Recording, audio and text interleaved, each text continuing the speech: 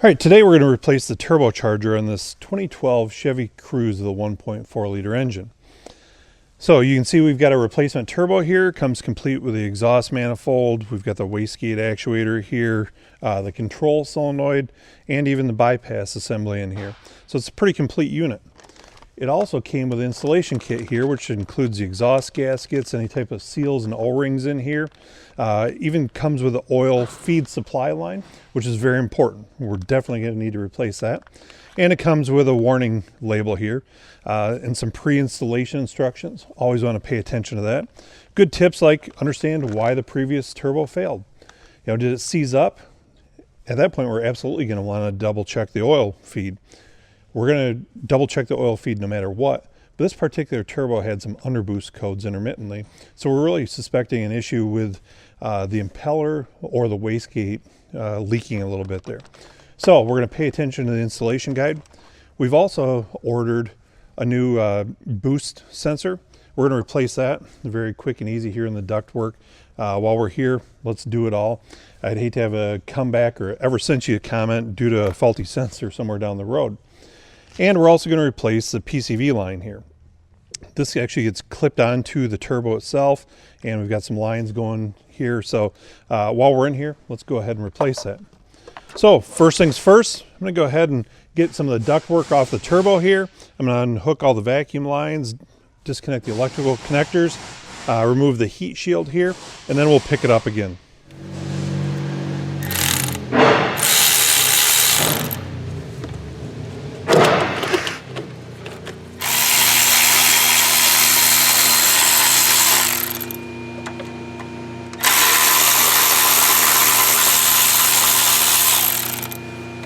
All right, you can see we've got the duct work and a bunch of other stuff out of the way.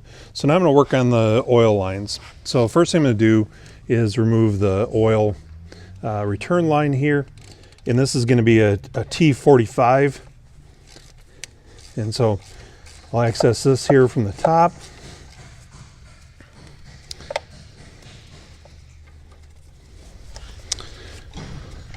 Or rather, excuse me, this is the part of the oil feed line yet.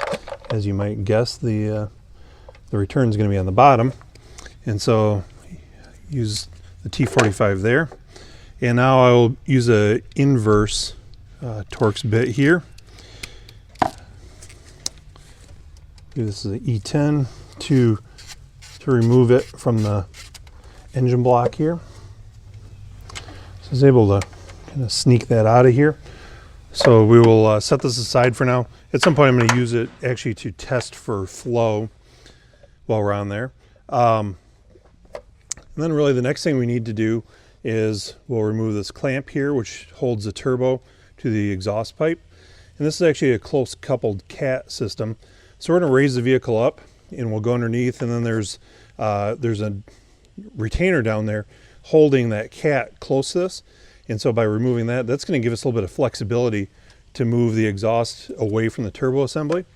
We'll also get the return line removed down there, and then we'll come back up top here and get our manifold bolts off, and then we'll be ready to remove the assembly.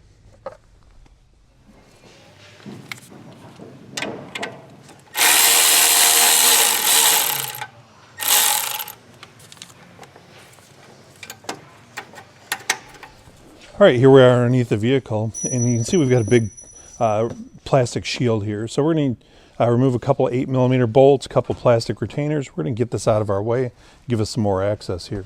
Okay, now we've got the shield out of the way. Next thing I'm going to do is remove this nut here. You can see there's another bracket up above, but by removing just this nut here, that gives us just enough play and allows us to pivot this enough to get it out of the way. So I'm just using that a 10mm socket here. Allows me access there. Now I'm going to remove the oil drain tube. And I'm going to use my E10 1/4-inch drive socket with an extension and a little swivel here. And I'm going to remove the bolts from the oil return line here. And I'll drop that out of the way. I'm going to leave it still connected to the engine block though, because we're not replacing it right now. We're going to leave it alone, And then there's also a coolant line in there, which is very difficult to show here on camera. So when we get the turbo off, I'll show you the tricks and tools required to do that.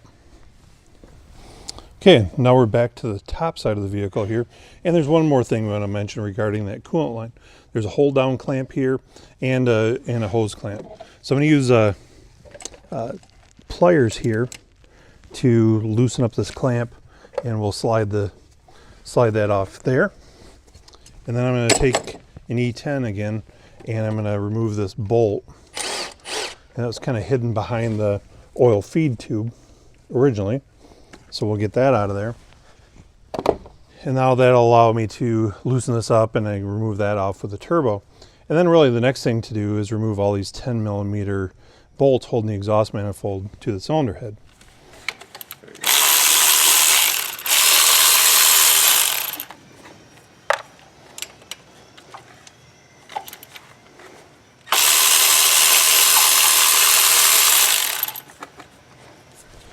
So we've got all the nuts off here, and there's a couple little nuts here used to hold the heat shield in place. So I'm just gonna pull them out of the way. Find that it adds a little bit of clearance. Now you can see we've got the support bracket here, which goes over all the studs. Just kind of slide that out of the way. And then at that point, really, it's loose. We need to do a little bit of creative maneuvering and wiggling here to get this off the exhaust the rest of the way. But with some creative maneuvering and holding our tongue just right, we will pull this up off, and we'll be ready to show you the turbo removed and laying on the bench. Okay, so now we've got the turbo out of the engine. See it sitting up here in the front of the vehicle. You can see these coolant lines a little bit better. Now these are up against the engine. Remember, we removed this bracket, pulled the hose loose here. But I mentioned that there was the other line that we really couldn't see real well with the camera. And so here's the line. This is where we're going to take a 17mm socket and use a special holding tool so it doesn't twist, as you see in the image shown here. Just wanted you to be aware of that before you get too far down. And so typically it would be transferring these over, but in this case we went ahead and ordered new coolant tubes as well, just kind of a best practice. So really the only thing I really need to transfer over is the support bracket here. So I'll get that off, set that off to the side, and then I'm going to show you what went wrong with this turbo. We're going to inspect the impeller here, and then we're going to actually hook up our old oil feed line. We're going to disable fuel and ignition, crank the vehicle over, and actually make sure that we've got good oil supply before installing our new turbo. Okay, so as we look on the exhaust side of this turbo here, you can see the cute little compressor wheel here. This is, after all, a 1.4 liter engine, but you'll notice some cracks in here. And this crack actually goes all the way into the wastegate area here. So imagine when this thing heats up and it expands and actually creates a little bit more of an issue here. So we're going to set this turbo aside, do our necessary prep work, and be ready to install the new turbo. All right, you can see we've reconnected our oil feed line here.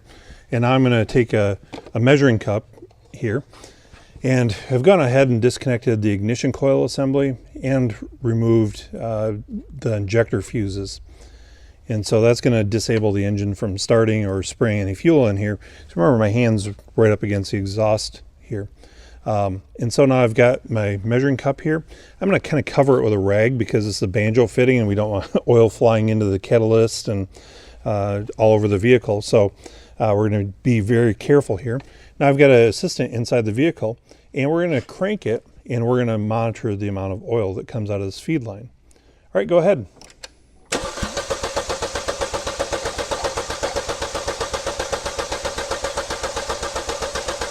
Okay.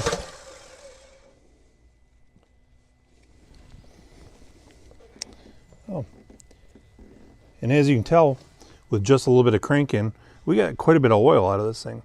So we're going to refer to specifications here, but just by shooting from the hip, I'm going to say we're looking pretty good here. Okay, now we've made sure that we've got adequate oil going to the turbo. We've also verified that the drain tube is free and clear. Can't get oil in if we can't get it out. We've gone ahead and cleaned all the gasket mating surfaces. We've installed the new exhaust seals, also the new oil drain seal. It's actually clipped on the return line. We've got our new coolant tubes installed here. And so now it's time to wrestle this thing back into its home, get everything sealed up here, and then we'll button it up and do finishing touches here.